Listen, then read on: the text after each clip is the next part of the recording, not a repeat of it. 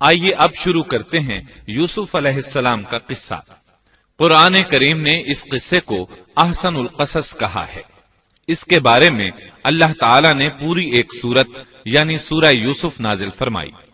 اس قصے میں دو عظیم نبیوں کا تذکرہ ہے، سیدنا یعقوب بن اسحاق علیہ السلام اور یوسف بن یعقوب علیہ السلام کا۔ اپنے بھائیوں کی وجہ سے یوسف علیہ السلام کن حالات کا شکار ہوئے، آپ اس کا تفصیل سے ذکر سنیں گے۔ سورہ یوسف مکی ہے اور یوسف علیہ السلام کا قصہ اگرچہ ابتلاء و آزمائش کی داستان ہے، لیکن اس میں اور بھی بہت سے فوائد ہیں۔ سننے والا اس سے لطف اندوز ہوتا ہے، اپنے اندر رحم اور انس کے جذبات محسوس کرتا ہے۔ اس قصے میں ان حالات کی طرف بھی اشارہ ہے جو انبیاء کے ساتھ پیش آتے ہیں۔ عام انبیاء کے حالات واقعات سے معلوم ہوتا ہے کہ پہلے وہ آسودہ حال تھے، لیکن جب انہوں نے دعوت دی تو ان کی قوم نے انہیں جھٹلایا، پھر آزمائش کا سلسلہ شروع ہوا، پھر ان کی قوموں پر عذاب آیا۔ اس قصے میں معاملہ اس کے بالکل برعکس ہے۔ اس میں شروع میں ابتلاء آزمائش کا دور ہے، پھر آسانی اور فراوانی کی داستان ہے۔ ایسا کیوں ہوا؟ علماء کے اس بارے میں مختلف اقوال ہیں۔ عطا رحمت اللہ علیہ فرماتے ہیں، غمزدہ پریشان حال اگر یوسف علیہ السلام کے قصے کو سنتا ہے تو اس کے دل کو سکون ملتا ہے، وہ مطمئن ہو جاتا ہے، اس لیے کہ اس میں تنگی کے بعد آسانی ہے، مشکلات کے بعد اللہ کی نعمتوں کا نزول اس سے ظاہر ہے۔ سورہ یوسف سورہ ہود کے بعد نازل ہوئی۔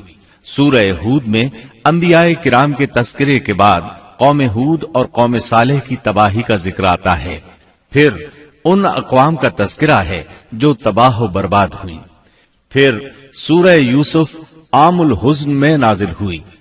یہ وہ سال تھا جس میں نبی صلی اللہ علیہ وسلم کے چچا ابو طالب فوت ہوئے۔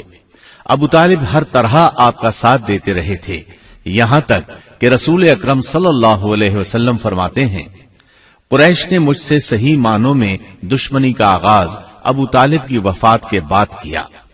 ایک قول کے مطابق ابو طالب کی وفات کے صرف 3 دن بعد آپ کی پیاری اور محبوب بیوی، جنت کی عورتوں کی سردار، دنیا جہان کی افضل ترین عورتوں میں سے ایک سیدہ خدیجۃ الکبریٰ رضی اللہ عنہا اس دنیا سے رخصت ہو گئیں۔ انا للہ و انا الیہ راجعون۔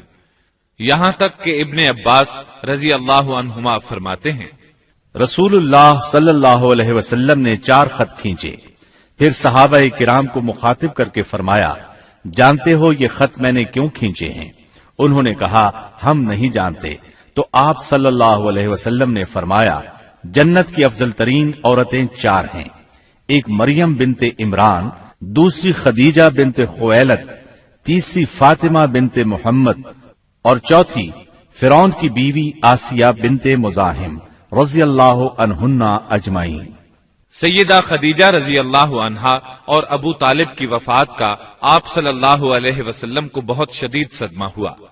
تب آپ کی تسلی کے لیے اللہ تعالیٰ نے سورہ یوسف نازل فرمائی اور آپ کو یقین دلایا کہ تنگی کے بعد فراخی ہوتی ہے، اور اس صورت میں سبق آموز واقعات اور عبرتوں کا تذکرہ یکجا کر دیا گیا ہے، جبکہ دوسرے انبیاء کے قصے قرآن اور احادیث میں مختلف مقامات پر ہیں۔ یہ قصہ قرآن کریم میں ایک جگہ کیوں ذکر کیا گیا، اس میں کیا حکمت تھی، اور باقی قصے مختلف مقامات پر کیوں بکھرے ہوئے ہیں، اس بارے میں علامہ قرطبی رحمت اللہ علیہ فرماتے ہیں، اللہ تعالیٰ نے انبیاء علیہم السلام کے قصے تکرار کے ساتھ ذکر کیے ہیں، ایک ہی بات کو بلاغت و بیان کے اصول کے تحت مختلف پیرائے میں ذکر کیا ہے، جیسا کہ ابراہیم علیہ السلام کا قصہ ہے۔ جب اللہ کے برگزیدہ فرشتے ان کے پاس آئے تو ان کے آنے پر ابراہیم علیہ السلام نے جو مہمان نوازی کی اس کو مختلف انداز میں بیان کیا گیا ہے۔ ایک جگہ فرمایا، وہ بغیر کسی تاخیر کے بھنا ہوا بچڑا لے آئے۔ دوسری آیت میں فرمایا، پس ابراہیم فربا بچڑے کا گوشت لے آئے۔ ان دونوں جملوں کو جمع کرنے سے معلوم ہوا بھنا ہوا موٹا تازہ بچڑا پیش کیا گیا۔ مختلف جگہوں پر ان کا تذکرہ اس لیے کیا گیا کہ لوگ اس سے عبرت پکڑیں۔ علامہ قرطبی رحمت اللہ علیہ فرماتے ہیں، یوسف علیہ السلام کے قصے کو ایک جگہ اور باقی انبیاء کے قصوں کو علیحدہ بیان کرنے کی ایک حکمت یہ بھی ہے کہ مخالف پر حجت قائم ہو جائے کہ وہ نہ مکرر کلام لا سکتے ہیں اور نہ ہی قصہ یوسف علیہ السلام کی طرح اکٹھا کلام لا سکتے ہیں۔ مطلب یہ کہ بلاغت کی ہر قسم میں دشمن پر حجت قائم ہو سکے۔ اللہ تعالی کلام کو مکرر اور غیر مکرر لا کر قرآن کا اعجاز بیان کرنا چاہتے ہیں کہ اللہ چاہیں تو ایک قصے کو ایک ہی جگہ بیان کر دیں، چاہیں تو مختلف جگہوں پر بیان کر دیں۔ کوئی یہ نہ کہہ سکے کہ دیکھو قرآن میں یہ قصہ علیحدہ علیحدہ بیان ہوا ہے، میں اس کو ایک جگہ بیان کر سکتا ہوں، یا اس کے برعکس یہ نہ کہہ سکے کہ قرآن میں تو یہ قصہ ایک ہی جگہ بیان ہوا ہے، میں اس کو الگ الگ کر کے بیان کر سکتا ہوں۔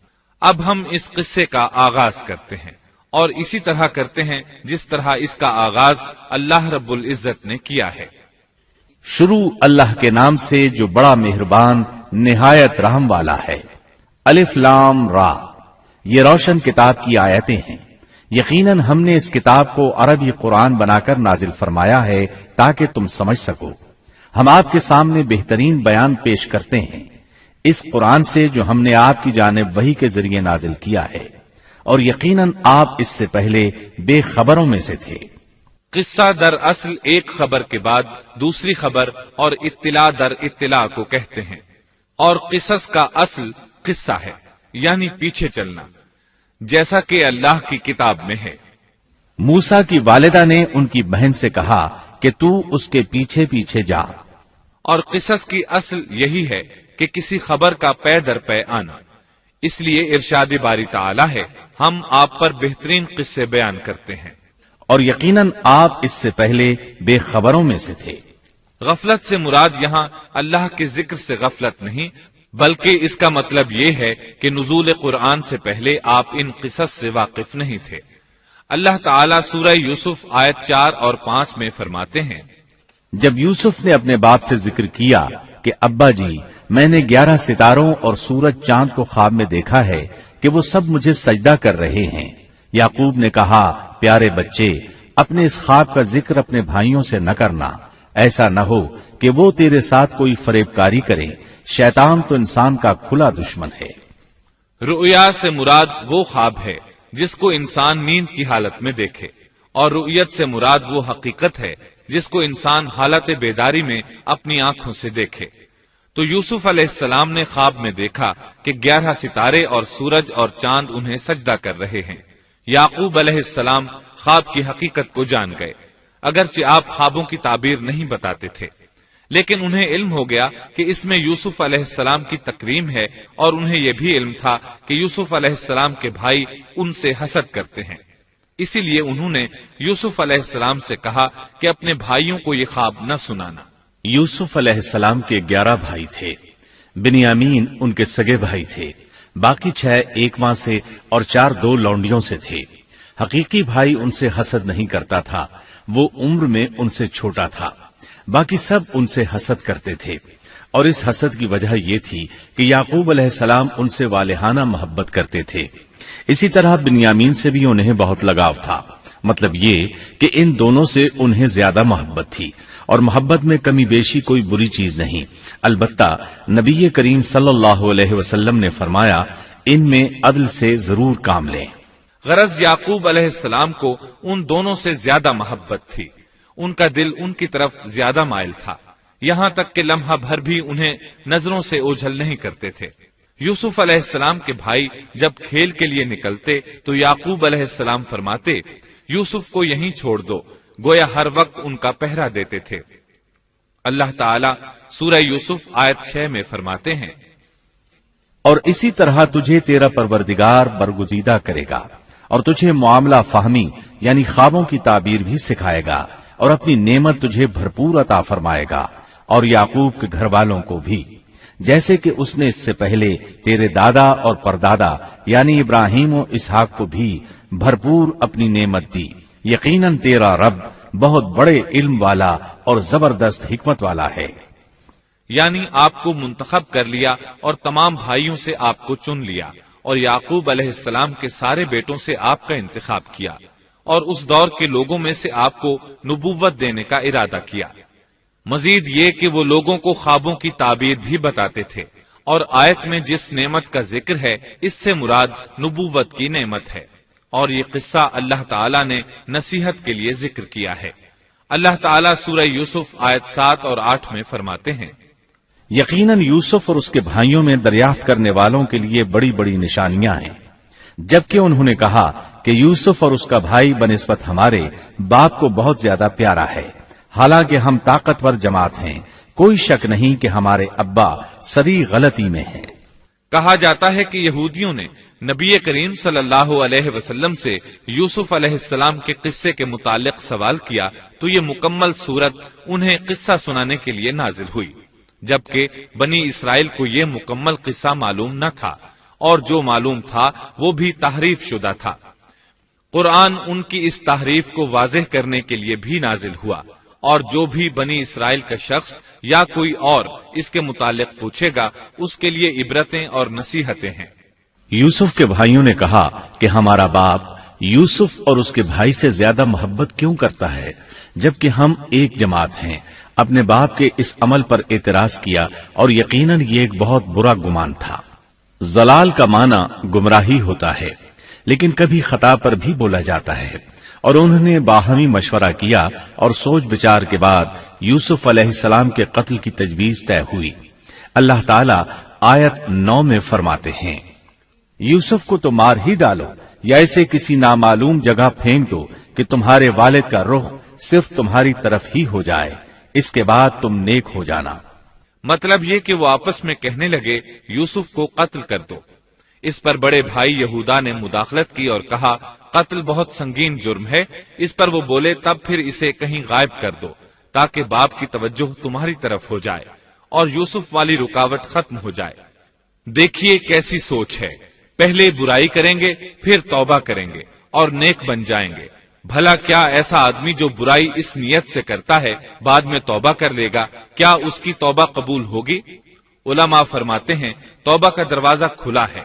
اللہ تعالیٰ رات کے وقت صدا دیتا ہے کہ دن کو برائی کرنے والے توبہ کر لے، اور دن کو آواز دیتا ہے رات کو برائی کرنے والے توبہ کر لے۔ کوئی توبہ کا دروازہ بند نہیں کر سکتا، یہاں تک کہ انسان جتنی بار بھی گناہ کر کے توبہ کرے اللہ قبول کرتا ہے۔ اس لیے اللہ نے ان کی توبہ قبول کر لی۔ تاہم اس بات سے ڈرنا چاہیے کہ اگر گناہ کرنے کے بعد توبہ کا موقع ہی نہ ملے اور موت آ لے تو کیا ہوگا؟ یہ بات نہایت ہی خوفناک ہے کہ توبہ کا موقع ہی نہ ملے۔ اللہ تعالیٰ آیت نمبر 10 میں فرماتے ہیں، ان میں سے ایک نے کہا یوسف کو قتل تو نہ کرو بلکہ اسے کسی اندھے کنویں کی تہ میں ڈالاؤ کہ اسے کوئی آتا جاتا قافلہ اٹھا لے جائے، اگر تمہیں کرنا ہی ہے تو یوں کرو۔ یہودا نے انہیں قتل سے روکا اور کہا قواسم کے راستے میں اموقی نام کا کنواں ہے، اسے اس میں ڈال دو، کوئی گزرتا ہوا قافلہ اسے اٹھا لے جائے گا، اس سے نجات ہی پانا چاہتے ہو تو یہ کام کرو۔ سب نے اس بات سے اتفاق کیا۔ اب اپنے باپ کے پاس گئے، باپ سے انہوں نے جو کہا آیت 11 اور 12 میں آتا ہے، انہوں نے کہا ابا آخر آپ یوسف کے بارے میں ہم پر اعتبار کیوں نہیں کرتے؟ ہم تو اس کے خیر خواہ ہیں، کل آپ ضرور اسے ہمارے ساتھ بھیج دیجئے کہ خوب کھائے پیے اور کھیلے، اور اس کی حفاظت کے ہم ذمہ دار ہیں۔ یعقوب علیہ السلام نے ان کی بات کے جواب میں جو کچھ کہا آیت نمبر 13 اور 14 میں اس کا ذکر موجود ہے۔ یعقوب نے کہا اسے تمہارا لے جانا مجھے تو سخت صدمہ دے گا، اور مجھے یہ بھی کھٹکا لگا رہے گا کہ تمہاری غفلت میں اسے بھیڑیا کھا جائے۔ انہوں نے جواب دیا کہ ہم جیسی زوراور جماعت کی موجودگی میں بھی اگر اسے بھیڑیا کھا جائے تو ہم بالکل نکمے ہی ہوئے۔ وہاں بھیڑیے کثرت سے تھے، اس لیے یعقوب علیہ السلام ڈرتے تھے۔ بیٹوں کے بار بار اصرار پر یعقوب علیہ السلام یوسف علیہ السلام کو ان کے ساتھ بھیجنے پر رضامند ہو گئے۔ اللہ تعالیٰ آیت 15 میں فرماتے ہیں، پھر جب اسے لے چلے اور سب نے مل کر ٹھان لیا کہ اسے غیر آباد گہرے کنویں کی تہ میں پھینک دیں، ہم نے یوسف کی طرف وحی کی کہ یقیناً وقت آ رہا ہے کہ تو انہیں اس ماجرے کی خبر اس حال میں دے گا کہ وہ جانتے ہی نہ ہوں گے۔ بعض روایات کے مطابق انہوں نے راستے میں یوسف علیہ السلام کو مارا پیٹا، برا بھلا کہا، اور ایسا کرنا ان کے لیے معمولی بات تھی کیونکہ وہ تو قتل کے درپے تھے۔ آخر کار کنویں کے پاس پہنچے اور مشورے کے مطابق انہیں کنویں میں ڈال دیا۔ یوسف علیہ السلام کنویں میں ایک پتھر پر گرے، یعنی پانی میں نہ گرے۔ آپ اس پتھر پر بیٹھ گئے۔ اللہ تعالیٰ کی طرف سے انہیں تسلی دی گئی کہ آپ پریشان نہ ہوں، بہت جلد آپ کنویں سے نکلیں گے اور انہیں ان کے اس گھناؤنے فعل کے بارے میں بتلائیں گے، اور انہیں اس بات کا گمان بھی نہیں ہوگا کہ ایسا وقت بھی آئے گا۔ یوسف علیہ السلام کو کنویں میں ڈالنے کے بعد انہوں نے گھر جانے کی تیاری کی۔ آیت نمبر 16 میں آتا ہے، اور عشاء کے وقت وہ سب اپنے باپ کے پاس روتے ہوئے پہنچے۔ امام عامش قاضی شرح رحمت اللہ علیہ کی مجلس میں بیٹھے تھے۔ ایک عورت آئی، اس کا ایک آدمی سے جھگڑا تھا، وہ بہت شدت سے رو رہی تھی۔ عامش بولے، آپ دیکھتے نہیں یہ کس بری طرح رو رہی ہے؟ ان کا مطلب یہ تھا کہ یہ سچی ہے۔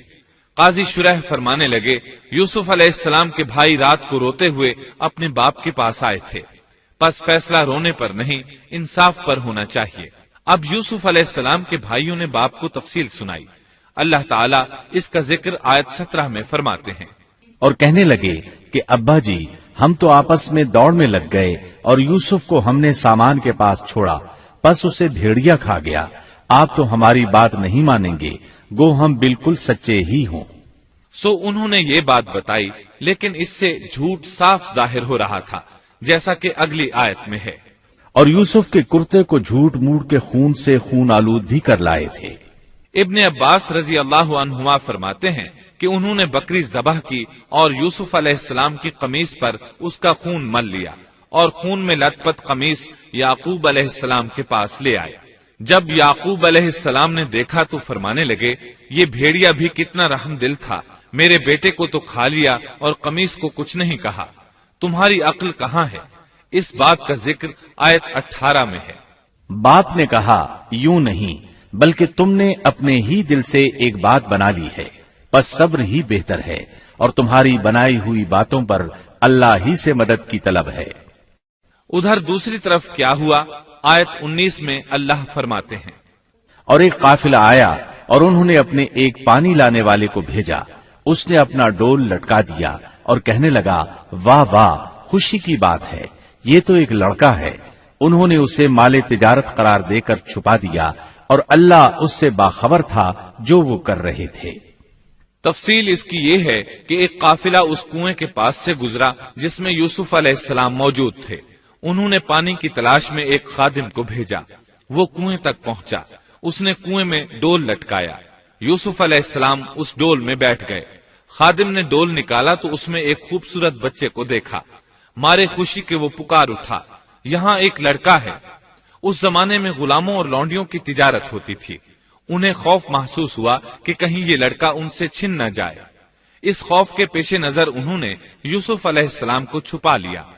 انہوں نے یہ بھی سوچا کہ شاید یہ بھاگا ہوا غلام ہے، اگر اس کا مالک آ گیا تو وہ اسے لے جائے گا۔ یہ قافلہ مدائن سے مصر جا رہا تھا۔ جب یہ مصر پہنچے تو انہوں نے یوسف علیہ السلام کو معمولی قیمت میں فروخت کر دیا۔ معمولی قیمت میں فروخت کرنے کی جلدی بھی انہوں نے اسی خیال کے تحت کی کہ کہیں اس کا مالک نہ آ جائے۔ ابن عباس رضی اللہ عنہما فرماتے ہیں کہ انہوں نے یوسف علیہ السلام کو صرف 20 درہم میں بیچ دیا، اور یہ نہایت معمولی قیمت تھی۔ آیت نمبر 21 میں ہے، مصر والوں میں سے جس نے اسے خریدا تھا اس نے اپنی بیوی سے کہا کہ اسے بہت عزت و احترام کے ساتھ رکھو، بہت ممکن ہے کہ یہ ہمیں فائدہ پہنچائے یا اسے ہم اپنا بیٹا ہی بنا لیں۔ یہ شخص مصر کا وزیر خزانہ تھا، بے اولاد تھا۔ اس نے سوچا شاید یہ لڑکا بڑا ہو کر اچھا انسان بنے، لہذا کیوں نہ ہم اسے بیٹا بنا لیں۔ اس طرح یوسف علیہ السلام وزیر خزانہ کے گھر پلے بڑھے۔ وزیر خزانہ عزیز مصر کہلاتا تھا۔ عزیز نے آپ کو بیٹوں کی طرح رکھا۔ آپ کچھ بڑے ہوئے تو شاہی محل کی دیکھ بھال آپ کے ذمے لگا دی گئی۔ شاہی محل کے تمام اختیارات آپ کے سپرد کر دیے گئے۔ اللہ تعالیٰ آیت 21 اور 22 میں فرماتے ہیں، یوں ہم نے مصر کی سرزمین میں یوسف کا قدم جما دیا کہ ہم اسے خواب کی تعبیر کا کچھ علم سکھا دیں۔ اللہ اپنے ارادے پر غالب ہے، لیکن اکثر لوگ بے علم ہوتے ہیں۔ اور جب یوسف پختگی کی عمر کو پہنچ گئے تو ہم نے اسے قوت فیصلہ اور علم دیا. ہم نیک کاروں کو اسی طرح بدلہ دیتے ہیں. یوسف علیہ السلام بہت پاکیزہ اور توحید والے ماحول میں پروان چڑھے. گھر کا سارا انتظام انہی کے ہاتھ میں تھا. آپ بہت بصیرت اور سوجھ بوجھ سے گھر کا نظام چلا رہے تھے. ابھی عزیز مصر کی بیوی نے آپ کو گمراہ کرنے کی کوشش نہیں کی تھی کہ حلم، علم اور بصیرت کی صفات آپ میں موجود تھیں. مفسرین لکھتے ہیں جب یوسف علیہ السلام کی عمر 17-18 سال کی ہوئی تو جوانی کے ساتھ ان کے حسن میں مزید اضافہ ہوا. حسن یوسف واقعی بے مثال تھا. نبی اکرم صلی اللہ علیہ وسلم فرماتے ہیں، معراج کی رات میری ملاقات یوسف علیہ السلام سے ہوئی. ایسا لگتا تھا کہ دنیا کا نصف حسن یوسف علیہ السلام کو ملا ہے. مفسرین اس کی وضاحت کرتے ہیں کہ حسن کو اللہ تعالیٰ نے 2 حصوں میں تقسیم کیا ہے. آدھا حسن یوسف علیہ السلام کو دیا اور آدھا باقی ساری مخلوق میں تقسیم کر دیا. اللہ اکبر، یہ ہے حسن یوسف. اور جب یوسف کے حسن کی کیفیت یہ ہے تو پھر اس کے خالق کے کیا کہنے. جب عزیز مصر کی بیوی نے ان کا حسن دیکھا تو بے اختیار ہو گئی. اس کے اندر ہیجان پیدا ہوا. اس نے یوسف علیہ السلام سے بدکاری کا ارادہ کر لیا. ان کے ساتھ لطف و عنایت کا سلسلہ شروع کر دیا اور پھسلانے کے جتنے طریقے ہو سکتے تھے وہ اختیار کیے. ناز و نخرے کے ساتھ اس سے پیش آنے لگی.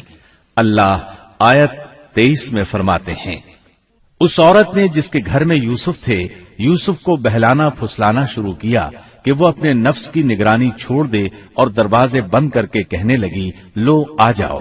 یوسف نے کہا، اللہ کی پناہ، وہ میرا رب ہے، مجھے اس نے بہت اچھی طرح رکھا ہے. بے انصافی کرنے والوں کا بھلا نہیں ہوتا ہے. مطلب یہ کہ آخر نوبت یہاں تک پہنچ گئی کہ ایک دن اس نے سارے دروازے بند کر لیے اور کہنے لگی، آئیے یوسف، میں نے یہ زیب و زینت آپ کے لیے کی ہے. یوسف علیہ السلام فرمانے لگے، اللہ کی پناہ، یہ ناممکن ہے، میں ایسا نہیں کر سکتا. کیا میں اپنے مالک کی گھر والی سے بدکاری کروں جس نے مجھے اپنے بیٹوں کی طرح ناز و نعمت میں رکھا؟ یہ بہت بڑا ظلم ہے اور ظالم لوگ فلاح نہیں پا سکتے. آپ نے فوراً انکار کر دیا، اس لیے کہ آپ صاحب علم تھے، صاحب حلم تھے. بادشاہ کے مقام اور مرتبے کو جاننے کے ساتھ برائی کے نقصانات سے بھی باخبر تھے. خود صاحب فضل تھے اور اہل فضل کے مقام و مرتبے سے بھی واقف تھے. قرآن کریم کی آیات آپ کی طہارت اور پاکیزگی بیان کر رہی ہیں. آیت 24 میں ہے، اس عورت نے یوسف کا قصد کیا اور یوسف اس کا قصد کرتے اگر وہ اپنے پروردگار کی دلیل نہ دیکھتے. یوسف علیہ السلام نے اس کا ارادہ نہیں کیا، یہاں تک کہ اللہ تعالیٰ کی مہربانی سے ان کے دل میں اس گناہ کا خیال تک نہیں آیا. اللہ تعالیٰ نے آخر آپ کو علم بھی دیا تھا اور حلم بھی. آپ بادشاہ کے مرتبے سے واقف تھے، نیک تھے، جانتے تھے زانی کبھی فلاح نہیں پا سکتا، بلکہ آپ نے تو فوراً کہہ دیا، اللہ کی پناہ، میں ایسا ہرگز نہیں کر سکتا. اتنی بڑی آزمائش میں ان کے دل میں خیال آنا ممکن تھا. جیسا کہ سخت گرمی اور پیاس کی حالت میں کسی کو ٹھنڈے پانی کا گلاس ملے تو دل میں پانی پی لینے کا خیال ضرور آتا ہے، لیکن پھر یاد آتا ہے کہ وہ روزے سے ہے. لیکن یوسف علیہ السلام کے دل میں تو اتنا سا خیال بھی نہیں آیا. اس کی وجہ یہ تھی کہ آپ نے اپنے رب کی دلیل دیکھی تھی.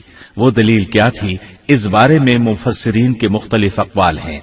بعض کہتے ہیں آپ نے جبرائیل علیہ السلام کو دیکھا، بعض کہتے ہیں آپ نے یعقوب علیہ السلام کو دیکھا، وہ انہیں انگلی کے اشارے سے منع کر رہے تھے. بعض نے لکھا ہے کہ آپ نے دروازے پر یہ لکھا دیکھا تھا، بے شک زنا بڑی بے حیائی اور بہت ہی بری راہ ہے. بہرحال یہ مفسرین اور مورخین کے اقوال ہیں. اس بارے میں کوئی صحیح حدیث نہیں ملتی. اتنا ہے کہ آپ نے کوئی ایسی چیز دیکھی ضرور تھی جس کی بنا پر آپ کو خیال تک نہ آیا، اور برہان اللہ ہی کی طرف سے تھی. اس نے انہیں سوچنے بھی نہ دیا. اللہ آیت نمبر 24 میں فرماتے ہیں، اس طرح ہم نے انہیں اس برائی اور بے حیائی سے بچا لیا کیونکہ وہ ہمارے مخلص بندوں میں سے تھے. اللہ نے آپ کو صرف زنا سے نہیں برائی سے بھی بچا لیا. یہ اس بات کی دلیل ہے کہ آپ نے ارادہ تک نہیں کیا. پھر اسی آیت میں اللہ نے آپ کو اپنا برگزیدہ بندہ فرمایا اور یہ ممکن ہی نہیں کہ کوئی انسان اللہ کے برگزیدہ بندوں میں سے بھی ہو اور پھر کفر بھی کرے، ہرگز ممکن نہیں۔ انبیاء ایسی باتوں سے پاک رہتے ہیں۔ عزیز مصر کی بیوی نے اصرار کیا، آپ کو مجبور کیا اور لگی چمٹنے تو یوسف علیہ السلام وہاں سے بھاگے۔ عزیز کی بیوی آپ کے پیچھے بھاگی۔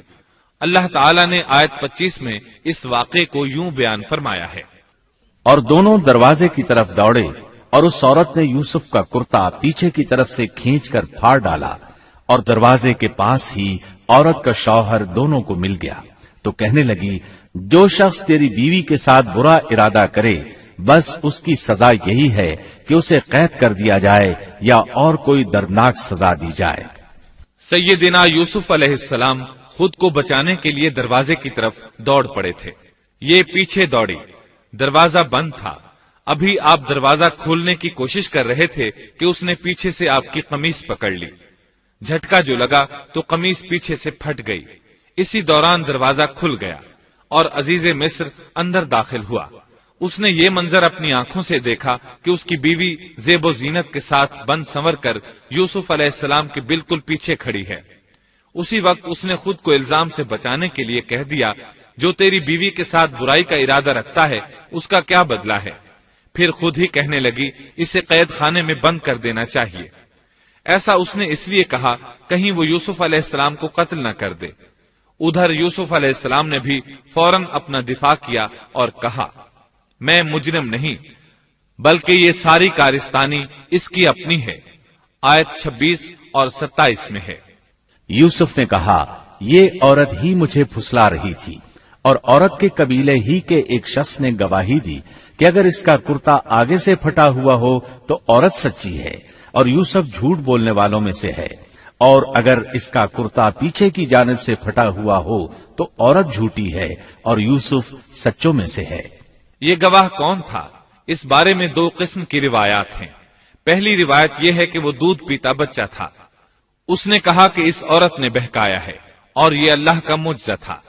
دوسری روایت یہ ہے کہ عزیز مصر کے ساتھ اس کا چچا زاد تھا، اس نے کہا، قمیص دیکھو کہاں سے پھٹی ہے، پیچھے سے پھٹی ہے تو یوسف سچے، اور آگے سے پھٹی ہے تو پھر وہ سچی ہے، یوسف جھوٹے ہیں۔ آیت نمبر 28 میں آتا ہے، سو جب خاوند نے دیکھا کہ یوسف کا کرتا پیٹھ کی جانب سے پھٹا ہوا ہے تو صاف کہہ دیا کہ یہ تو عورتوں کی چال بازی ہے، بے شک تمہاری چال بازی بہت بڑی ہے۔ سید قطب کہتے ہیں، عزیز مصر ان لوگوں میں سے تھا جن کے نزدیک شرف کی کوئی قیمت نہیں تھی۔ اگر اس میں غیرت ہوتی تو اس کا خون کھولتا، وہ عورت پر برہم ہوتا، لیکن اس نے غصے کے بغیر کہا۔ آیت 29 میں ہے، یوسف اب اس بات کو جانے دو، اور اے عورت تو اپنے گناہ سے توبہ کر، بے شک تو گناہ گاروں میں سے ہے۔ اس کے علاوہ اس نے کوئی اور بات نہ کی، یہاں تک کہ یوسف علیہ السلام کو گھر ہی میں رہنے دیا، جدا بھی نہ کیا۔ لیکن پھر یہ خبر شہر میں آگ کی طرح پھیل گئی، عورتیں طرح طرح کی باتیں کرنے لگیں، لوگ عزیز مصر کی بیوی کو تانے دینے لگے۔ آیت 30 میں ہے، اور شہر کی عورتوں میں چرچا ہونے لگا کہ عزیز مصر کی بیوی اپنے جوان غلام کو اپنا مطلب نکالنے کے لیے بہلانے پھسلانے میں لگی رہتی ہے، اس کے دل میں یوسف کی محبت بیٹھ گئی ہے، ہمارے خیال میں تو وہ سری گمراہی میں ہے۔ یہ چرچا ہونے لگا کہ عزیز مصر کی بیوی ایک غلام کے ساتھ برائی پر تل گئی، اگر کسی آزاد کے ساتھ ایسا کرتی تو معاملہ اور تھا، غلام سے محبت کر بیٹھی، یہ تو اس نے بے وقوفی کی انتہا کر دی۔ اس طرح اسے خوب برا بھلا کہا گیا۔ یہ خبر عزیز مصر کی بیوی تک بھی پہنچ گئی۔ آیت 31 میں ہے، اس نے جب ان عورتوں کی پرفریب مکارانہ باتیں سنی تو انہیں بلوا بھیجا اور ان کے لیے ایک مجلس مرتب کی، اور ان میں سے ہر ایک کو چھری دی اور کہا، اے یوسف ان کے سامنے چلے آؤ۔ ان عورتوں نے جب اسے دیکھا تو بہت بڑا جانا اور اپنے ہاتھ کاٹ لیے، اور زبان سے نکل گیا کہ اللہ کی پناہ، یہ انسان تو ہرگز نہیں، یہ تو یقیناً کوئی بہت ہی بزرگ فرشتہ ہے۔ وضاحت اس کی یہ ہے کہ اس عورت نے اپنے گھر میں ایک دعوت کا انتظام کیا، تمام عورتوں کو اس دعوت میں بلایا۔ دعوت کا انتظام اس طرح کیا کہ سب کے لیے ایک تکیہ لگایا، پھل سامنے رکھے اور ہر ایک کو ایک ایک چھری تھما دی۔ ساتھ ہی یوسف علیہ السلام سے کہا کہ مجلس میں آ جائیں۔ جب یوسف علیہ السلام آئے تو وہ انہیں دیکھ کر مبہوت رہ گئیں۔ ان کے حسن سے اس قدر متاثر ہوئی کہ اپنا ہوش نہ رہا اور پھلوں کے بجائے اپنے ہاتھ کاٹ ڈالے، لیکن اس کا انہیں احساس تک نہ ہوا۔ سبحان اللہ، کیا حسن تھا جس کی وجہ سے انہوں نے اپنے ہاتھ کاٹ لیے اور خبر تک نہ ہوئی۔ کہنے لگیں یہ تو کوئی فرشتہ معلوم ہوتا ہے، انسان اتنا خوبصورت کیسے ہو سکتا ہے۔ آیت 32 میں ہے، اس وقت عزیز مصر کی بیوی نے کہا، یہ ہے وہ جس کے بارے میں تم مجھے تانا دے رہی تھی۔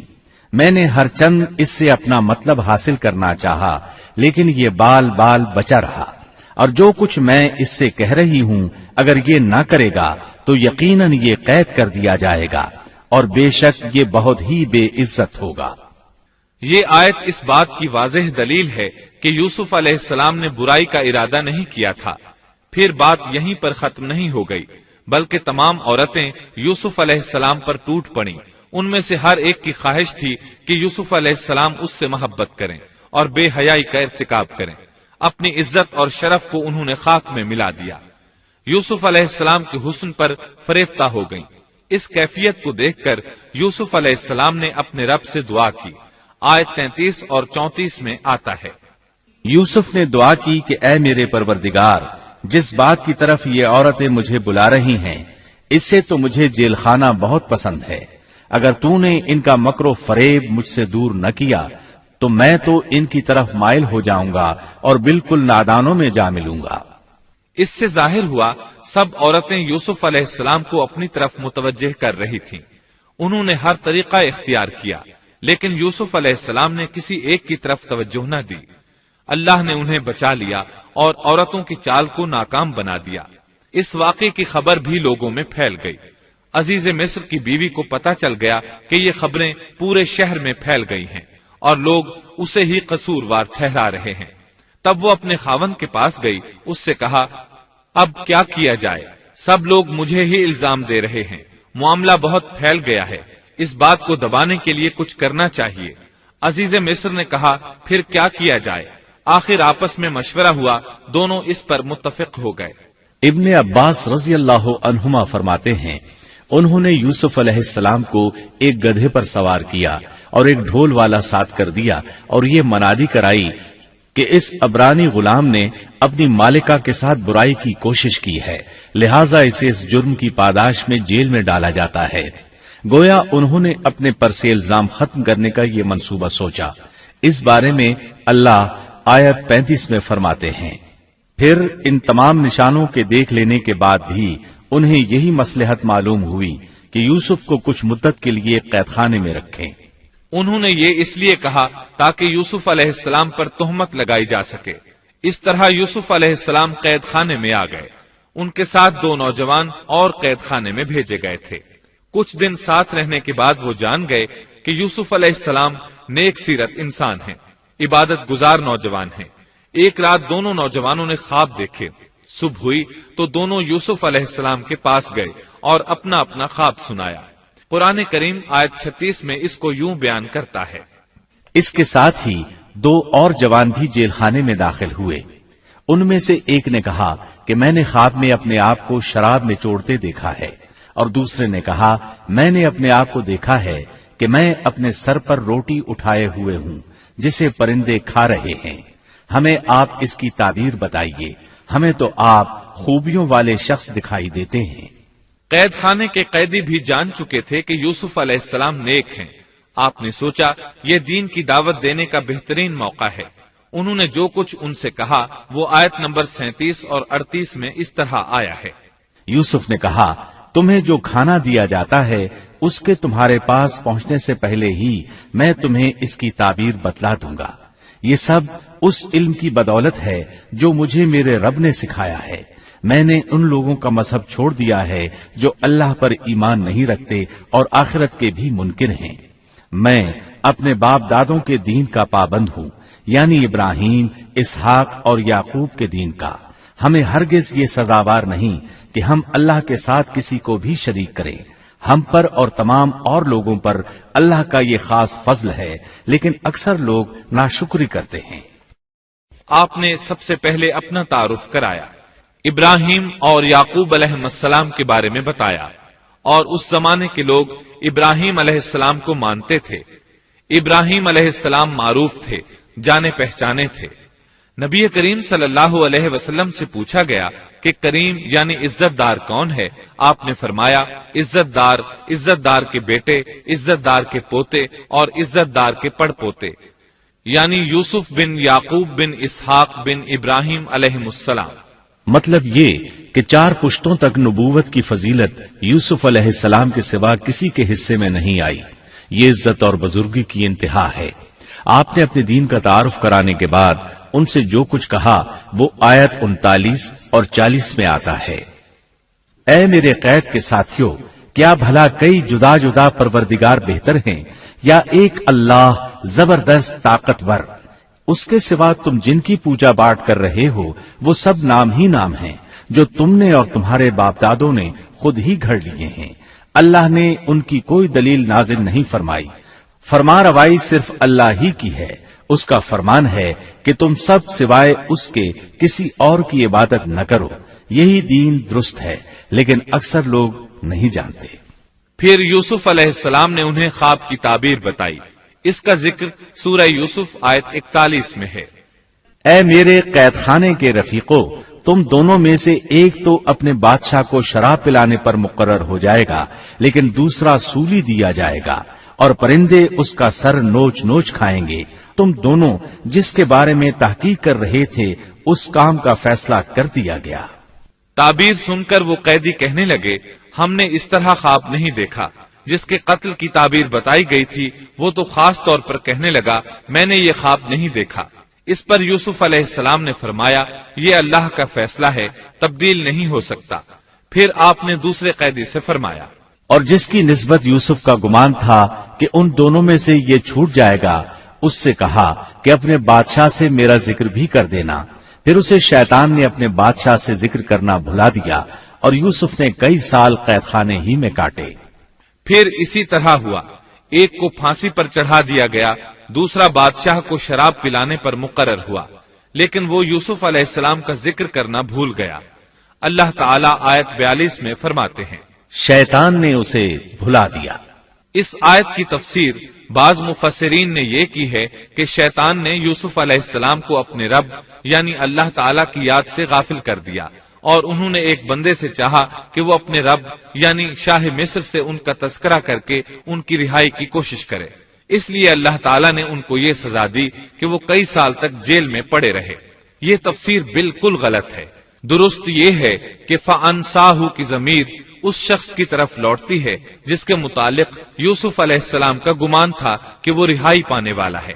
اور اس آیت کے معنی یہ ہیں کہ شیطان نے اس شخص کو اپنے آقا سے یوسف علیہ السلام کا ذکر کرنا بھلا دیا، جیسا کہ علامہ ابن کثیر اور دیگر مفسرین نے اسی طرح کہا ہے.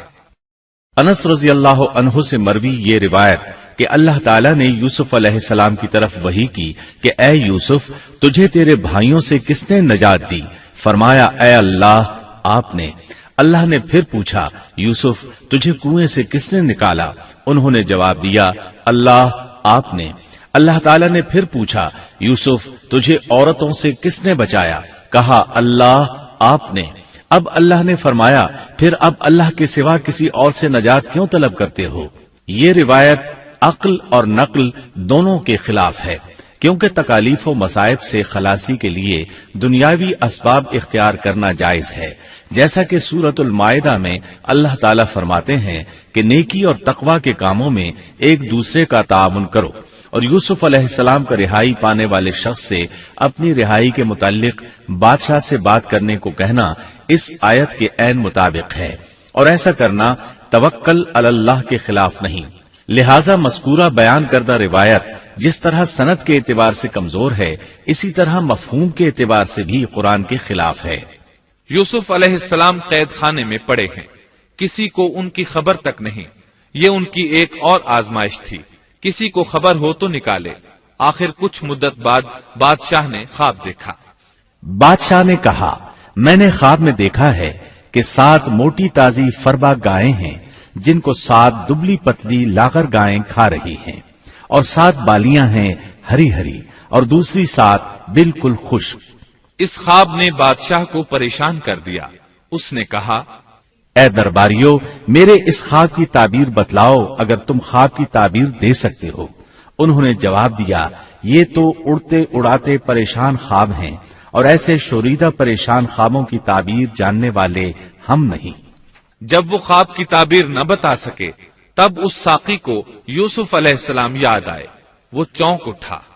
उन 2 कैदियों में से जो रिहा हुआ था उसे मुद्दत के बाद याद आ गया और कहने लगा, मैं तुम्हें इसकी ताबीर बतला दूंगा, मुझे जाने की इजाजत दीजिए। कैद खाना शहर से बाहर था। उन्होंने उसे उधर रवाना कर दिया। वो जेल पहुंचा, यूसुफ अलैहिस्सलाम से मिला और बोला, ए यूसुफ, ए बहुत बड़े सच्चे, आप हमें इस ख्वाब की ताबीर बतलाइए कि 7 मोटी ताजी गायें हैं जिन्हें 7 दुबली पत्ती गायें खा रही हैं, और 7 बिल्कुल सब्ज खोशे हैं और 7 ही दूसरे बिल्कुल खुश्क हैं, ताकि मैं वापस जाकर उन लोगों से कहूं ताकि वो सब जान लें। तब यूसुफ अलैहिस्सलाम ने ख्वाब की ताबीर बताई। यूसुफ ने जवाब दिया कि तुम 7 साल तक पै दर पै लगातार हस्बे आदत गल्ला बोया करना और फसल काट कर उसे बालियों समेत ही रहने देना, सिवाय अपने खाने की थोड़ी सी मिकदार के। इसके बाद 7 साल निहायत सख्त कहत के आएंगे। वो उस गल्ले को खा जाएंगे जो तुमने उनके लिए जखीरा रख छोड़ा था, सिवाय उस थोड़े से गल्ले के जो तुम महफूज करके रखोगे। आपने सिर्फ ख्वाब की ताबीर नहीं बताई बल्कि इलाज भी बताया। इसके बाद एक और बात भी बताई। इसके बाद जो साल आएगा उसमें लोगों पर खूब बारिश बरसाई जाएगी और वो उसमें शीरे अंगूर भी खूब निचोड़ेंगे। साकी बहुत तेजी से वापस गया, बादशाह को पूरी तफसील बताई। तब बादशाह ने कहा, यूसुफ को मेरे पास लाओ। बादशाह का कासिद वापस आया और आपसे कहा, बादशाह आपको बुला रहा है। यूसुफ अलैहिस्सलाम ने कहा, मैं कैद खाने से नहीं निकलूंगा। नबी करीम सल्लल्लाहु अलैहि वसल्लम फरमाते हैं, अल्लाह यूसुफ अलैहिस्सलाम पर रहम फरमाए, उन्होंने किस हद तक सब्र किया। उनकी जगह मैं होता और मुझे कैद खाने से निकलने के लिए कहा जाता तो मैं फौरन बाहर निकल जाता। 7 साल तक कैद में रहने के बाद अगर कोई कैदी से बाहर निकलने के लिए कहे और वो बाहर निकलने से इनकार कर दे तो ये बात अजीब ही लग सकती थी, लेकिन यूसुफ अलैहिस्सलाम हर तरह से बरी होकर निकलना चाहते थे। चुनाचे आपने कहा, यूसुफ ने कहा, अपने बादशाह के पास वापस जा और उससे पूछ कि उन औरतों का हकीकी वाकया क्या है जिन्होंने अपने हाथ काट लिए थे। उनके हीले को सही तौर पर जानने वाला मेरा परवरदिगार ही है। कासिद वापस आया। उसने बादशाह को यूसुफ का जवाब सुनाया।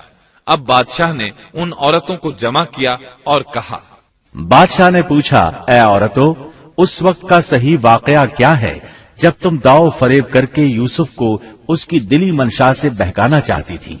उन्होंने साफ जवाब दिया कि माज अल्लाह, हमने यूसुफ में कोई बुराई नहीं पाई। फिर तो अजीज मिस्र की बीवी भी बोल उठी कि अब तो हक सच वाजे हो गया है, मैंने ही उसे वरगलाया था उसके जी से और यकीनन वो सच्चों में से है। यूसुफ ने कहा, ये इस वास्ते कि अजीज मिस्र जान ले कि मैंने उसकी पीठ पीछे उसकी खयानत नहीं की, और ये भी कि अल्लाह दगाबाजों के हथकंडे चलने नहीं देता। मैं अपने नफ्स की पाकीज़गी बयान नहीं करता, बेशक नफ्स तो बुराई पर उभारने वाला ही है, मगर ये कि मेरा परवरदिगार ही अपना रहम करे। यकीनन मेरा पालने वाला, बड़ी बख्शिश करने वाला और बहुत मेहरबानी फरमाने वाला है। बाज मुफस्सिरीन के नजदीक ये यूसुफ अलैहिस्सलाम का कौल है, और ये उन्होंने उस वक्त कहा जब जेल में उनको ये सारी तफसील बतलाई गई, या बाज के बकौल बादशाह के पास जाकर उन्होंने ये कहा। बाज मुफस्सिरीन के नजदीक ये भी अजीज मिस्र की बीवी ही का कौल है, और मतलब ये है कि यूसुफ की गैर मौजूदगी में भी उसे गलत तौर पर तोहमत लगाकर खयानत का इर्तिकाब नहीं करती, बल्कि अमानत के तकाजों को सामने रखते हुए अपनी गलती का एतराफ करती हूँ। या ये मतलब है कि मैंने यूसुफ को फुसलाने की कोशिश जरूर की, लेकिन वाकया ये है कि अपने खावंद की खयानत नहीं की और किसी बड़े गुनाह में वाक़ नहीं हुई। हाफिज इब्न कसीर ने इसी कौल को तरजीह दी है और इसे सियाक व मानी के एतबार से ज्यादा मुनासिब और मौजू करार दिया है। आयत 54 में अल्लाह ताला फरमाते हैं, बादशाह ने कहा, उसे मेरे पास लाओ कि मैं उसे अपने खास कामों के लिए मुकर्रर कर लूं। फिर जब उससे बातचीत की तो कहने लगा कि आप हमारे यहाँ आज से जी इज्जत और अमानतदार हैं। तब यूसुफ अलैहिस्सलाम बोले, यूसुफ ने कहा, आप मुझे मुल्क के खजानों पर मुकर्रर कर दीजिए, मैं हिफाजत करने वाला और बाखबर हूँ। इसी तरह हमने यूसुफ को मुल्क का कब्जा दे दिया कि वो जहाँ कहीं चाहे रहे सहे। हम जिसे चाहें अपनी रहमत पहुंचा देते हैं। हम नेकोकारों का सवाब जाया नहीं करते। यकीनन ईमानदारों और परहेजगारों को उखरवी अज्र बहुत ही बेहतर है। बादशाह ने यूसुफ अलैहिस्सलाम को मुल्क का मुकम्मल इख्तियार दे दिया और एक रिवायत में है, उसने कहा, यूसुफ, मेरा इख्तियार अब सिर्फ कुर्सी तक महदूद है। इस तरह तमाम मामलात यूसुफ अलैहिस्सलाम के इख्तियार में आ गए और खैर व बरकत के साल शुरू हो गए। यूसुफ अलैहिस्सलाम ने उन सालों से खूब फायदा उठाया। हर तरफ भलाई ही भलाई हो गई, गल्ले की फरावानी हो गई। जिस तरह यूसुफ अलैहिस्सलाम चाहते थे उसी तरह खर्च किया जाता था। फिर इस तरह 7 साल खत्म हो गए और कहत के साल शुरू हो गए। इस कहत ने न सिर्फ मिस्र को बल्कि फिलिस्तीन वगैरह के इलाकों को भी अपनी लपेट में ले लिया। अब चूंकि मिस्र बहुत ज्यादा खुशहाल था, यूसुफ अलैहिस्सलाम ने 7 साल तक गल्ले को बचा बचा कर रखा था, इसलिए लोग मिस्र आना शुरू हो गए। फिलिस्तीन में भी गल्ला खत्म हो गया। याकूब अलैहिस्सलाम और उनके बेटों तक भी कहत के असरात पहुंच गए, बल्कि उनके इलाके में कहत शदीद हो गया। तलाश के बावजूद गल्ला नहीं मिलता था, मिलता भी था तो बहुत महंगा। फिलिस्तीन में खबर पहुंची कि मिस्र का बादशाह पुरानी कीमत पर गल्ला दे रहा है। ये खबर इसलिए पहुंची कि यूसुफ अलैहिस्सलाम पुरानी कीमत पर गल्ला फरोख्त कर रहे थे। चुनांचे फिलिस्तीन से गल्ला खरीदने के लिए काफिले मिस्र आने लगे। यूसुफ अलैहिस्सलाम पुरानी कीमत पर गल्ला जरूर देते, लेकिन एक आदमी को सिर्फ उतना देते जितना एक ऊंट उठा सकता, इससे ज्यादा न देते, ताकि ताजिर लोग माल स्टॉक करके महंगा न बेचें। इसलिए जो गल्ला खरीदता था उसके लिए जरूरी था कि अपने घर वालों को साथ लाए। यूसुफ अलैहिस्सलाम हर एक से पूछते, तुम्हारे घर के कितने अफराद हैं, उन्हें साथ लेकर आओ। और इस तरह यूसुफ अलैहिस्सलाम के भाइयों ने भी मिस्र जाने का इरादा कर लिया। कुरान मजीद में इसका तस्करा यूं आया है, यूसुफ के भाई आए और यूसुफ के पास गए तो उसने उन्हें पहचान लिया और उन्होंने उसे न पहचाना। यूसुफ अलैहिस्सलाम ने गंदुम देने से पहले पूछा, तुम कौन हो, कहां से आए हो, तुम जासूस लगते हो। वो कस्में खाने लगे। आपने पूछा, तुम्हारा बाप कौन है, तुम कितने भाई हो, क्या तुम्हारा कोई और भाई भी है, तुम्हारा कोई भाई फौत तो नहीं हो गया। इस तरह आपने उनसे मुकम्मल तफसील पूछी। उन्होंने अपने बारे में बता दिया। आपने उनसे कहा, और जब उसने उनके लिए सामान तैयार कर दिया तो कहा कि तुम मेरे पास अपने उस भाई को भी लाना जो तुम्हारे बाप की तरफ से है। क्या तुमने नहीं देखा कि मैं पूरा नाप कर देता हूँ और मैं हूँ भी बेहतरीन मेहमानी करने वालों में। आपने उनसे ये भी कहा, बस अगर तुम उसे मेरे पास लेकर न आए तो मेरी तरफ से तुम्हें कोई नाप भी न मिलेगा, बल्कि तुम मेरे करीब भी न फटकना। उन्होंने कहा, अच्छा, हम उसके वालिद से तस्करा करेंगे और पूरी कोशिश करेंगे। फिर यूसुफ अलैहिस्सलाम ने अपने गुलामों से कहा और अपने खिदमतगारों से कहा कि इनकी पूंजी इन्हीं की बोरियों में रख दो कि जब लौटकर अपने आहलो अयाल में जाएं और पूंजियों को पहचान लें तो बहुत मुमकिन है कि ये फिर लौट आएं। दरअसल यूसुफ अलैहिस्सलाम चाहते थे किसी तरह वो दोबारा आएं। उन्हें ये खदशा महसूस हुआ कि मुमकिन है दोबारा आने के लिए उनके पास रकम न हो और ये गल्ला खरीदने न आए। इसलिए उनकी कीमत उनके सामान में रख दी ताकि वो दोबारा आए। जब ये घर पहुंचे तो सामान खोलने से पहले बाप से कहा। जब ये लोग लौटकर अपने वालिद के पास गए तो कहने लगे, हमसे तो गल्ले का पैमाना रोक लिया गया, अब आप हमारे साथ हमारे भाई को भेजिए कि हम पैमाना भरकर लाएं, हम इसकी निगहबानी के जिम्मेदार हैं। यानी उन्होंने कहा کہ آئندہ ہمیں غلہ اسی صورت میں ملے گا جب ہم اپنے چھوٹے بھائی بنیامین کو ساتھ لے جائیں گے۔ اس پر یعقوب علیہ السلام نے فرمایا، یعقوب نے کہا کہ مجھے تو اس کی بابت تمہارا بس ویسا ہی اعتبار ہے جیسا اس سے پہلے اس کے بھائی کے بارے میں تھا، بس اللہ ہی بہترین حافظ ہے اور وہ سب مہربانوں سے بڑا مہربان ہے۔ مطلب یہ کہ یعقوب علیہ السلام نے ان کی بات ماننے سے انکار کر دیا۔ اس کے بعد جب انہوں نے اپنا سامان کھولا تو کیا دیکھا؟ جب انہوں نے اپنا سامان کھولا تو انہوں نے اپنا سرمایہ موجود پایا جو ان کی جانب لوٹا دیا گیا تھا۔ کہنے لگے، اے ہمارے باپ، ہمیں اور کیا چاہیے؟ دیکھیے تو یہ ہمارا سرمایہ بھی ہمیں واپس لوٹا دیا گیا ہے۔ ہم اپنے خاندان کو غلہ لا دیں گے اور اپنے بھائی کی نگرانی رکھیں گے اور ایک اونٹ کا پیمانہ زیادہ لائیں گے، یہ ناپ تو بہت آسان ہے۔ جب یعقوب علیہ السلام نے یہ معاملہ دیکھا اور ان کا اصرار بڑھا تو سوچ میں پڑ گئے کہ معاملہ کچھ اور معلوم ہوتا ہے۔ پس انہیں اللہ تعالی کی طرف سے الہام ہوا کہ ساتھ بھیج دیجیے۔ یعقوب نے کہا، میں تو اسے ہرگز ہرگز تمہارے ساتھ نہ بھیجوں گا جب تک کہ تم اللہ کو بیچ میں رکھ کر مجھے قول و قرار نہ دو کہ تم اسے میرے پاس پہنچاؤ گے، سوائے اس ایک صورت کے کہ تم سب گرفتار کر لیے جاؤ۔ جب انہوں نے پکا قول و قرار دیا تو انہوں نے کہا، ہم جو کچھ کہتے ہیں اللہ اس پر نگہبان ہے۔ انہوں نے مزید نصیحت کی، اور یعقوب نے کہا، اے میرے بچوں، تم سب ایک دروازے سے نہ جانا بلکہ کئی جدا جدا دروازوں میں سے داخل ہونا۔ میں اللہ کی طرف سے آنے والی کسی چیز کو تم سے ٹال نہیں سکتا، حکم صرف اللہ ہی کا چلتا ہے۔ میرا کامل بھروسہ اسی پر ہے اور ہر ایک بھروسہ کرنے والے کو اسی پر بھروسہ کرنا چاہیے۔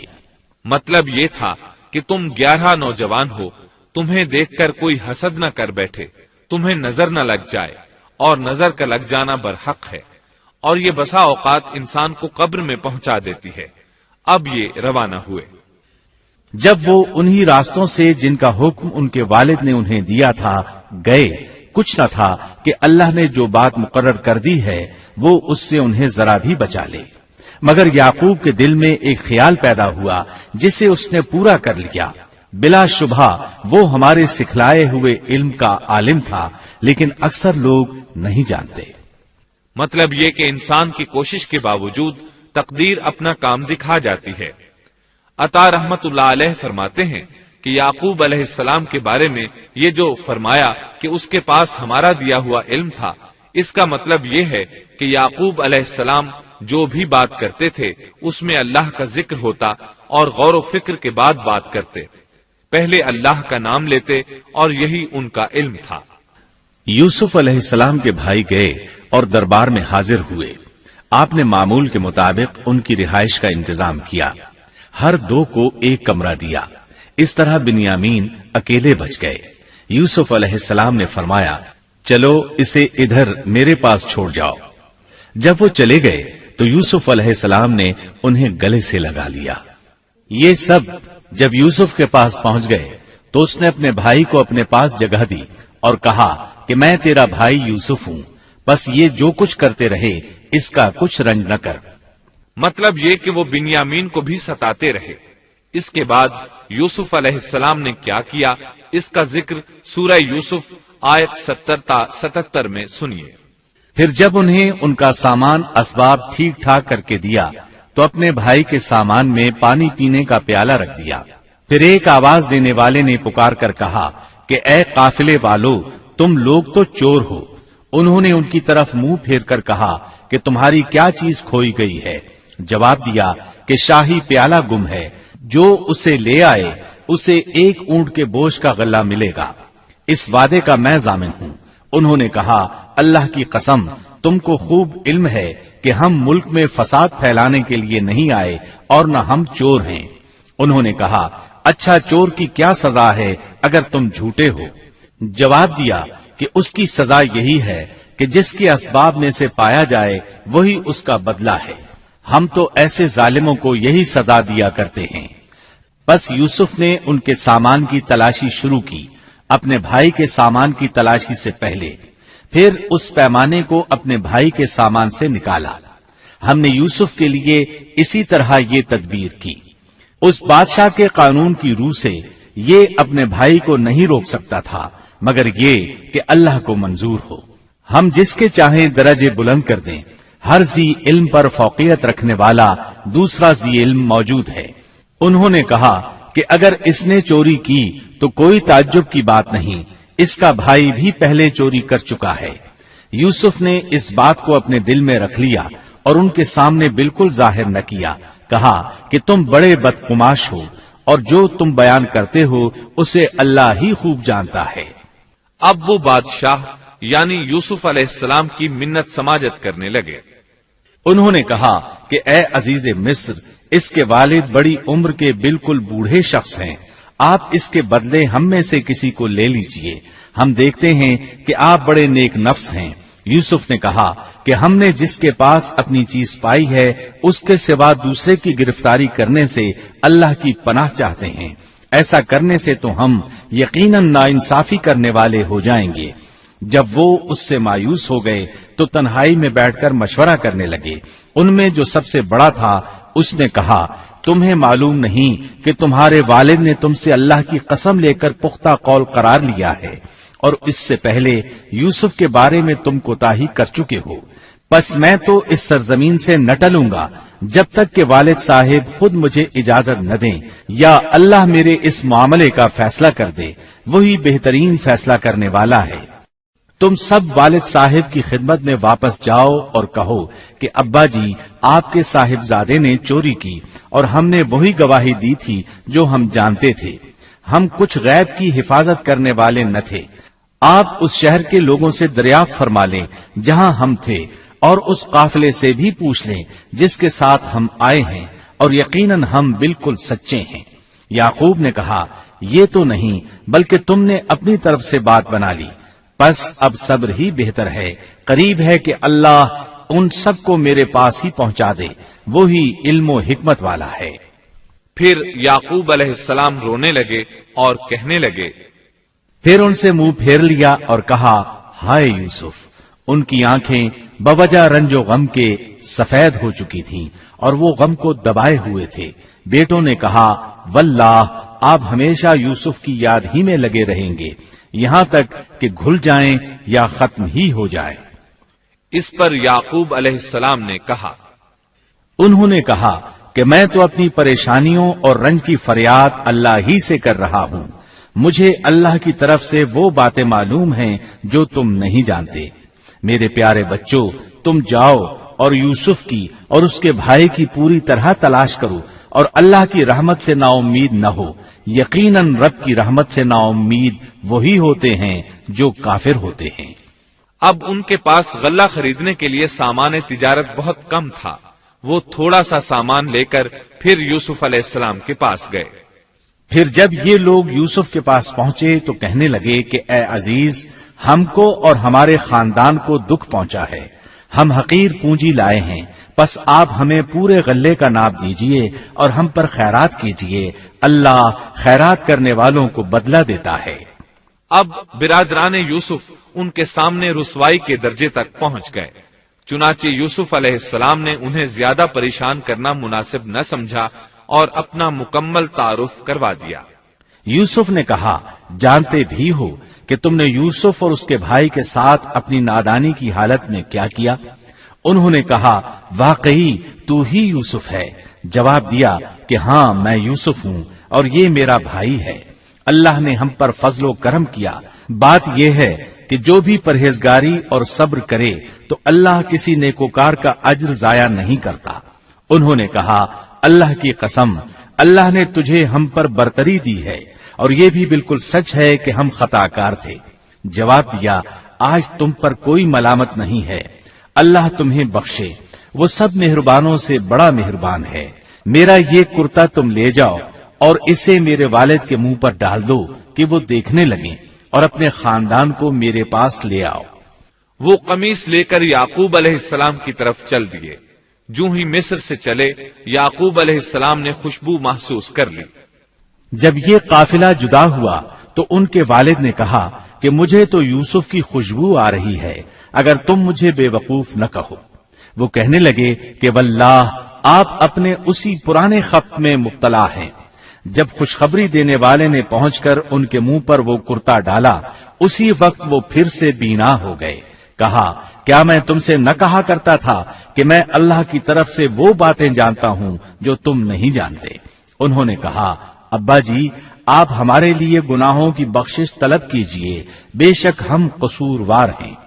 کہا اچھا میں جلد ہی تمہارے لیے اپنے پروردگار سے بخشش مانگوں گا، وہ بہت بڑا بخشنے والا اور نہایت مہربانی کرنے والا ہے۔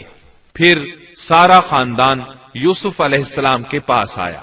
جب یہ سارا گھرانہ یوسف کے پاس پہنچ گیا تو یوسف نے اپنے ماں باپ کو اپنے پاس جگہ دی اور کہا اللہ کو منظور ہے تو آپ سب امن و امان کے ساتھ مصر میں آؤ، اور اپنے تخت پر اپنے ماں باپ کو اونچا بٹھایا اور سب اس کے سامنے سجدے میں گر گئے۔ تب کہا کہ ابا جی یہ میرے پہلے کے خواب کی تعبیر ہے، میرے رب نے اسے سچا کر دکھایا، اس نے میرے ساتھ بڑا احسان کیا جبکہ مجھے جیل خانے سے نکالا اور آپ لوگوں کو صحرا سے لے آیا۔ اس اختلاف کے بعد جو شیطان نے مجھ میں اور میرے بھائیوں میں ڈال دیا تھا، میرا رب جو چاہے اس کے لیے بہترین تدبیر کرنے والا ہے اور وہ بہت علم و حکمت والا ہے۔ اے میرے پروردگار تو نے مجھے کچھ حکومت عطا فرمائی اور مجھے خواب کی تعبیر سکھلائی۔ اے آسمانوں اور زمین کے پیدا کرنے والے تو ہی دنیا و آخرت میں میرا ولی اور کارساز ہے۔ تو مجھے اسلام کی حالت میں فوت کر اور نیکوں میں ملا دے۔